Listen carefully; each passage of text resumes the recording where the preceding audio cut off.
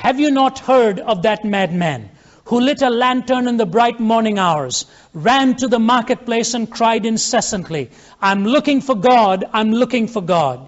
As many of those who did not believe in God were standing together there, he excited considerable laughter. Have you lost him then, said one. Did he lose his way like a child, said another. Or is he hiding? Is he afraid of us? Has he gone on a voyage or emigrated? Thus they shouted and laughed him to scorn. But the madman sprang into their midst and pierced them with his glances.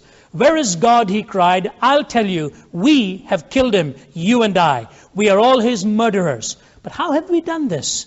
How were we able to drink up the sea? Who gave us a sponge to wipe away the entire horizon? What did we do when we unchained this earth from its sun? Whither is it moving now? Whither are we moving now? Away from all suns, maybe? Are we not perpetually falling backwards and forwards, sidewards and in all directions? Is there any up or down left? Are we not straying through an infinite nothing? Do we not feel the breath of empty space? Has it not become colder? Is not more and more night coming on us all the time? Must not lanterns be lit in the morning? Do we not hear anything yet of the noise of the grave diggers who are burying God? Do we not smell anything yet of God's decomposition?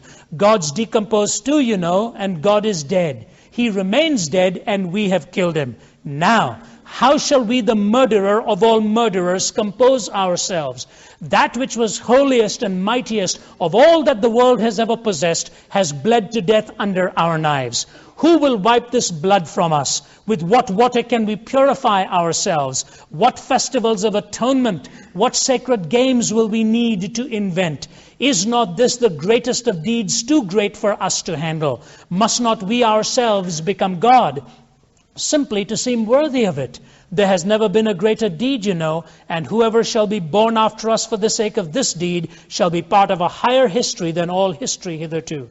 Here the madman fell silent and again regarded his listeners. They too were silent, and they stared at him in astonishment. At last he threw his lantern to the ground, and it broke and went out. I come too early. My time has not yet come.